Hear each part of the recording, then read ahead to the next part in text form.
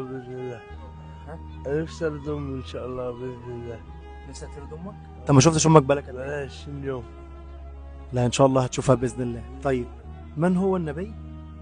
من هو النبي الذي نجاه الله من بطن الحوت؟ سليمان. يونس عليه السلام. يونس عليه السلام. برافو عليك. سيدنا يونس. دارس يا محمد؟ أنا مش بعرف أقرأ ولا أكتب أصلا. ما شاء الله عليك. طب عرفت الاسئله دي ازاي؟